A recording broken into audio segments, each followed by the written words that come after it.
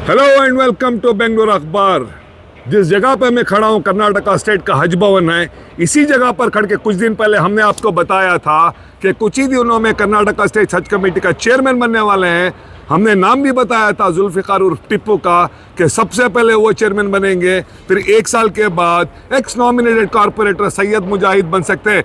अब जैसे बेंगलुरु अखबार में हमने बताया, ऐसे ही बीजर जमीर अहमद खान जो वक्फ और हाउसिंग मिनिस्टर हैं, उन्होंने हज मिनिस्टर रहीम खान के साथ डिस्कस करके जुल्फिकार टिप्पू जो इससे पहले कर्नाटका स्टेट हज कमेटी के चेयरमैन रह चुके हैं, उनको चेयरमैन बनाया है। अब ये ऑलरेडी 2-3 महीने से हुज्जाज किराम जो 2025 के हज के लिए रवाना करेंगे, उनका डॉक्यूमेंटेशन, मेडिकेशन, पेमेंट्स काफ़ी सारा उनका काम हो चुका है। अब हम आपको मिलवाएंगे, बात करवाएंगे आपके हज कमेटी के चेयरमैन जुल्फिकार टिप्पू से, और हम बताएंगे कि इस बार का 2025 का हज का सफ़र कर्नाटका के हुज्जाज इकराम जो हज कमेटी से जाएंगे कैसे रहेगा, क्या फैसिलिटीज़ रहेंगी, डिपार्चर कैसे होगा, और पूरा हज ख़त्म होने के बाद जब वो वापस हिंदुस्तान घर लौटेंगे तो उनका अराइवल कैसे होगा, इन तमाम बारे में बात कराते हैं। आइए बात करते हैं कर्नाटका स्टेट हज कमेटी के चेयरमैन जुल्फिकार टिप्पू से। आप देख सकते हैं हमारे साथ अभी नौ मुंतखब जो कर्नाटका स्टेट हज कमेटी के चेयरमैन हुए हैं, जुल्फिकार टिप्पू साहब हमारे साथ हैं, साथ ही उनके साथी भी हैं। सबसे पहले आपको बहुत बहुत मुबारकबाद। Thank you. 1 साल की जद्दोजहद के बाद फाइनली मिनिस्टर जनाब जमीर अहमद खान साहब जो वक्फ और हाउसिंग मिनिस्टर हैं, उन्होंने आपको मुंतखब किया है।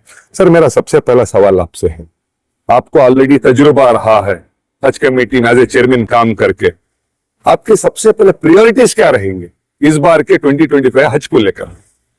बिस्मिल्लाह रहमान रहीम।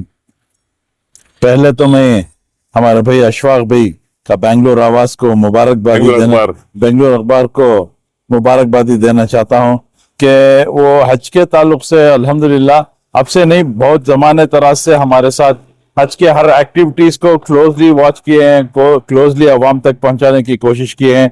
मैं उनका शुक्रगुजार हूं। अल्हम्दुलिल्लाह ये चैनल और बढ़े और ज्यादा अवाम तक ये चैनल जाए, क्योंकि इनका प्रेडिक्शंस पूरी इंडिया में फेमस है कि इनके प्रेडिक्शंस बहुत करेक्ट आते हैं बोल के। ठीक इसी तरीके से हज का भी प्रेडिक्शन किए थे, तो जैसे ही ये प्रेडिक्शन किए वैसा ये आया। Thank you. तो वापस हमारे मुद्दे पे आते हुए, मैं पहले मेरे लीडर जनाब बीजर जमीर अहमद साहब और हमारे हज मिनिस्टर जनाब रहीम खान साहब और हमारे जितने लीडर्स हैं उनका, हमारे जब्बार साहब का, हमारे मेंबर्स जो हैं हमारे नासिर हुसैन साहब का, हमारे पूरे मेंबर्स का और हमारे सीनियर लीडर्स जितने भी हैं उन तमाम का मैं शुक्रिया अदा करते हुए कि मेरे को इस बार फिर एक मरतबा हुज्जाज इकराम की खिदमत करने का मौका अता फरमाए। मैं पहले तो अल्लाह सुब्हान तआला का शुक्रिया अदा करता हूँ, और अल्लाह और इस हुज्जाज इकराम की खिदमत हमें आखिरी दम तक, मैं पहले भी वॉलंटियर था, वॉलंटियर हूँ और वॉलंटियर रहूंगा इंशाअल्लाह, आखिरी दम तक भी हुज्जाज इकराम की खिदमत करने अल्लाह मियां हमको तौफीक अता फरमाए। जैसे हमारे भाई ने पूछे प्रायोरिटीज हुज्जाज इकराम के क्या रहेंगे, सब में बड़ी प्रायोरिटी यही रहेगी कि हुज्जाज इकराम जितने भी कर्नाटक से जा रहे हैं आफियत के साथ हज करें, अल्लाह सुब्हान तआला उनके हज को कबूल फरमाए। और जहां तक के इंतजामिया का ये है, इंतजामिया की तरफ से हमारी कभी भी यही कोशिश रहेगी कर्नाटका स्टेट हज कमेटी के हुज्जाज इकराम को किसी तरीके से तकलीफ ना हो। सर, पब्लिक इंफॉर्मेशन के मैं सवाल करना चाहता हूँ कि इस बार का कोटा कर्नाटका के लिए कितना मिला, क्या पूरा फुल हुआ, अब तक कहां तक प्रोसीजर पहुंचा है? देखिए, कर्नाटक में हमारे पास 10,000 चेंज एप्लीकेशंस आए थे इस मरतबा। 10,000 चेंज एप्लीकेशंस में हमारा कोटा रहा 8,000 चेंज। तो उसके अंदर 10,000 के अंदर क्या हुआ, हमारा 2,000 कैंसिल हो गए because of so many reasons, जो passport issues, health issues, financial issues, उनके वो होने की वजह से 2,000 चेंज कैंसिल हो गए। तो जितने भी हमारे वेटिंग लिस्ट में 2,600 चेंज थे, तो वो पूरे के पूरे हमारे क्लियर हो गए। तो इस मरतबा को से भी एक भी हमारा वेटिंग लिस्ट में नहीं है, पूरे वेटिंग लिस्ट क्लियर हो चुके हैं। अच्छा सर, मेरा अगला सवाल ये है, क्योंकि भारत की सरकार बीजेपी रन करती है, आपका तालमेल करना ऑल इंडिया हज कमेटी के साथ होता है, किस तरह का आपका उनका कम्युनिकेशन है अभी इसको लेकर? देखिए, चाहे कोई भी पार्टी रहे, हमारा यही नीयत है कि हमारे हुज्जाज कराम को किसी तरीके से तकलीफ ना हो, जिसके अंदर हमारे लीडर जनाब जमीर अहमद साहब की हमारे लिए हर मौके पे ताउन रहेगा। जहाँ दिल्ली का मसला है, दिल्ली में भी वो ऑलरेडी इंशाल्लाह हमको गाइडेंस दिए हैं कि किस तरीके से वहाँ पे जाके मिनिस्टर्स को अप्रोच होना है, और वो भी हमारे साथ देंगे बोल के हैं। तो इंशाल्लाह मैं दिल्ली नेक्स्ट वीक, दिल्ली का भी प्रोग्राम है मिनिस्टर सेक्रेटरीज को सब मिलने का, इंशाल्लाह उसके अंदर उनको जाके मिल के हमारे जो रिक्वायरमेंट्स है, पिछले मरतबा जो हुज्जाज इकराम को तकलीफ हुई, वो सब तकलीफ को सामने आगे रखते हुए इंशाल्लाह इस बार को किसी तरह से भी तकलीफ ना हुए बोल के मैं इंशाल्लाह उनसे राबिता कायम करने की कोशिश कर रहा हूँ। Okay sir, Karnataka state Haj Bhavan की बात करते हैं। पिछले साल जिस तरह से यहाँ पे प्रोसेस हमने देखा, माशाल्लाह बहुत अच्छा ही रहा। फिर भी कुछ हमने देखा कि गेस्ट ज्यादा आ जाते हैं एक हाजी को भेजने की, क्योंकि जज्बात का मामला है, ज्यादा आ जाते हैं, तो आपको बाहर से अकोमोडेशन का सब इंतजाम करना पड़ा। क्या ऐसा कोई इन्फॉर्मेशन है कितने लोग साथ आए, किस तरह की तैयारी करके आए, क्योंकि दूर दूर से लोग आते हैं? क्या आपके बंदोबस्त हज भवन में इस बार है?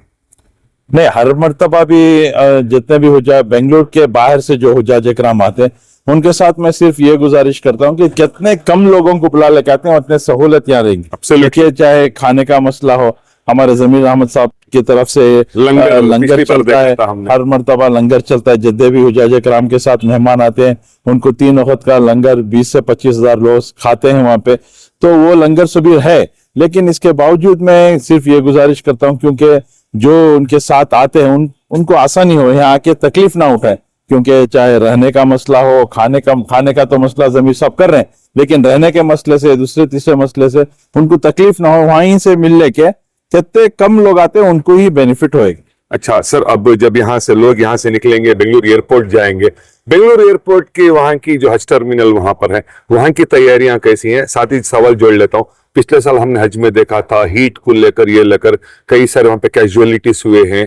अब वहां पे कई सारे फोन हमको भी आए थे, कई सारे यहाँ पे लोगों को भी आए थे कि पूछने वाला नहीं है, देखने वाला नहीं है, कैजुअलिटीज बहुत ज्यादा है। तो in respect of being a natural calamity there, इस बार आपके इस तरह के प्रिवेंशन किस तरह से आपने प्लान किया है, खास करके कर्नाटका के हुज्जाजों के लिए? हाँ, देखिए, जहां तक का एयरपोर्ट का मसला है, एयरपोर्ट के अंदर हम ऑलरेडी अब लेटर लिख रहे हैं कि एयरपोर्ट के अंदर एसी का अरेंजमेंट नहीं है, तो एसी डलवाने के लिए ऑलरेडी हम इंशाल्लाह हमारे मिनिस्टर साहब से इंशाल्लाह एक लेटर दिलाएंगे कि एसी का रिक्वायरमेंट है, क्योंकि यहाँ पे भी धुपकाला रहेगा। और जहां तक मक्का मदीना और मीना का मसला है, वो तो हमारा लिमिटेड पावर्स हैं, जैसे मैं पिछले मरतबा भी कहा था, लेकिन फिर भी हम ये कोशिश करेंगे कि वहां पे कोई तरह का इंसिडेंट ना हुए, हमारी तमाम की यही ख्वाहिश रहेगी। फिर भी जहां तक धूप के मसले से और दूसरे जो नेचुरल चीजें हैं, वो तो अल्लाह सुब्हानहू तआला के हाथ में रहता है, वो तो हमारे हाथ में कोई। सर, यहाँ के ऑफिसर्स को तो आप भेजते हैं जो खिदमत में जाते हैं, उनका वहां पे कर्नाटका के हुज्जाज के लिए कोई हेल्प डेस्क होता है वहां पर? बेशक होता है, खादिमुल हुज्जाज जितने भी गए। हाँ, लास्ट टाइम हम लोग खादिमुल हुज्जाज को भेजे थे, तो उससे बहुत सारे रिपोर्ट्स भी आए कि बहुत अच्छा खिदमत किए बोल के। इस मरतबा भी हम लोग ट्रेनिंग ऑलरेडी शुरू हो चुकी है, खादिमुल हुज्जाज की कंप्यूटर ट्रेनिंग दे रहे हैं। इस मरतबा थोड़े रूल्स ज्यादा लाए हैं कि जो भी खादिमुल हुज्जाज जा रहे हैं, he should be below 50 years, और वो कंप्यूटर की ट्रेनिंग आना है, और उनको बाकायदा इस बार स्टाफ की बात कर रहे हैं जी, जो खिदमत में जाते हैं, जो खादिमुल हुज्जाज जो जाते हैं, इंस्टेड ऑफ खादिमुल हुज्जाज ये इस बार इंस्पेक्टर्स का उनको हज इंस्पेक्टर्स करके एक बार टाइटल दिए हैं। तो हज इंस्पेक्टर्स जो भी जा रहे हैं इस बार, उनको पीटी टेस्ट होएगा, कंप्यूटर टेस्ट होएगा, तो ये सब होने की वजह से उनकी जो है फिटनेस है, तो वैसे लोगों को इस बार मौका दिया जा रहा है। ओके सर, मेरा सबसे आखिरी 2 सवाल सर, हम देख रहे हैं कि कर्नाटका में कई बरसों से हम देख रहे हज एक इस्लाम का सबसे बड़ा 5वां फरीजा होने के वजह एक जज्बाती मसला है। कई सारे ऐसे एजेंट्स आ गए हैं, फ्रीलांसर्स आ गए हैं, जिनका हज कमेटी ऑफ इंडिया हो, कहीं कोई अफिलिएशन नहीं रहता, लेकिन लाखों रुपए उठा लेते हैं, करोड़ों रुपए उठाते हैं, बाद में हमको कॉल आता है कि भाग गया, ये गया। ऐसों को रोकने के लिए आपके कोई विजिलेंस कुछ है आपके तरफ से? अल्हम्दुलिल्लाह, मैं एक 3-4 दिन पहले कर्नाटका स्टेट ऑर्गेनाइजर्स एसोसिएशन से हमारे सरफराज साहब, हमारे पूरे हज कमेटी मेंबर्स और जितने भी एसोसिएशन के प्रेसिडेंट, सेक्रेटरी, ट्रेजरर, इन तमाम से पूरे मेंबर्स आए थे उन ऑर्गेनाइजेशन के। उनके ताल्लुक से उन्होंने भी बहुत सारे मशवरे देखे हैं कि ऐसी मीटिंग इससे पहले कभी भी नहीं हुई थी। फर्स्ट टाइम हमको कर्नाटका स्टेट हज कमेटी में बुला के मीटिंग कराए बोल के, वो भी बहुत ये। तो उन्होंने भी हमको वादा किया है कि इस तरीके से इंसिडेंट्स ना हो, क्योंकि बहुत सारे इंसिडेंट्स एजेंट भाग गए हैं और मक्का मदीना बुला लेके जाके वहां से गायब हो चुके हैं पैसे ले लेके। तो ऐसे बहुत सारे हमारे लीडर्स, जमीर साहब पैसे देके वहां से बहुत सारे उम्रा पे गए, लोगों को वापस बुलाए। तो ऐसे बहुत सारे इंसिडेंट्स होने की बुनियाद पर हम लोग गवर्नमेंट से भी इंशाल्लाह, हमारे जो सीनियर लीडर्स हैं, हमारे मिनिस्टर्स हैं, उनसे भी इंशाल्लाह ये बात लेके जाएंगे कि कुछ पॉलिसीज बनाएं, सो दैट ये जो उम्रे पे लेके जाते हैं उनको कुछ स्ट्रिंजेंट पॉलिसीज बनाएं जिसके अंदर आवाम को और गरीबों को तकलीफ ना हो, चाहे वो गरीब हो अमीर हो, जो भी पैसे देता है वो उम्रा करके आफियत के साथ आए। तो उसके ताल्लुक से बहुत सीरियस हम लोग सोच रहे हैं। इंशाल्लाह बहुत अनकरीब उसके लिए हम लोग एक कुछ नए पॉलिसीज लाएंगे इंशाल्लाह। सर, लोगों को कुछ आप कहना चाहेंगे जब भी कोई उम्रा के लिए कहीं अप्लाई करे या हज के लिए कोई प्राइवेट, पर्टिकुलरली हज की बात करें, प्राइवेट ऑपरेटर्स अप्लाई करे तो आपकी ऑफिस से एक बार रिकन्फर्मेशन करके फिर प्राइवेट में हज कमेटी तो आपकी निगरानी में होगा। जो प्राइवेट में जो 10 लाख 15 लाख 20 लाख 25 लाख 80 लाख के तक पैकेज है, इमेजिन कीजिए आप एक हज का, वो आपको करें क्योंकि लाखों का। हाँ, उसके ताल्लुक से मीटिंग चाहिए आपका है। हमारे मेंबर्स की मीटिंग इंशाल्लाह करीब हो रही है, उसके अंदर हम लोग डिस्कस करके इंशाल्लाह मैं बताऊंगा। Very last question, sir. Sir, over a period of 10 years, 20 years, 30 years, we have thousands of crores budget in minority department. Lot of money comes from central government. You people are only serving what we've been serving.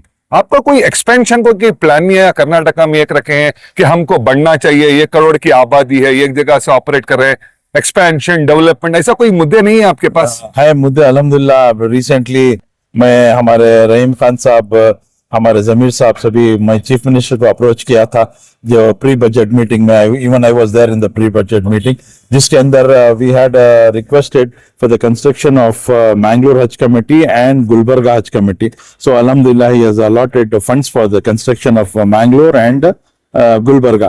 So very shortly, inshallah, we are going to start the work of.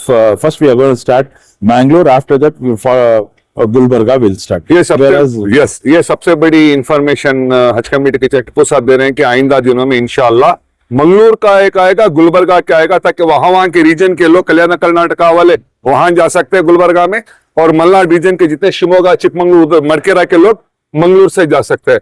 Sir, आवाम के लिए आपका क्या message रहेगा, particularly हुज्जाज इकराम जो तैयारी करे, किस तरह की तैयारियां वो करे, हेल्थ को लेकर, फिनेंस को लेकर, मेंटल बैलेंस को लेकर, क्या मैसेज देना चाहेंगे हुज्जाज इकराम को? हुज्जाज इकराम को सिर्फ ये बोलना चाहता हूं कि इस बार के हज के लिए पाबंदी से जो अल्लाह सुब्हान तआला का एक 5वां फराइज आप अदा करने जा रहे हैं, जिसके अंदर हमारे जो जिंदगी के बहुत सारे गलतियां हुई उसके माफी दराजी शुरू करें, लब्बैक पढ़ते रहे। जो भी हुज्जाज इकराम जो ऑलरेडी सेलेक्ट हुए और जो जाने की ख्वाहिश तमन्ना रखते हैं, ये सिर्फ और सिर्फ अल्लाह का मसला और अल्लाह और बंदे का मसला रहता है। इसलिए ये जो पाक सफर रहता है आपका, आप जितने भी ये इरादा करके चले कि जिंदगी में जो हज करने के बाद ये बताते हैं कि माँ के पेट से जैसा बच्चा आता है, वो ठीक इसी तरीके से हाजी जैसा हज करके आता है, माँ के पेट से आया वैसा रहता है।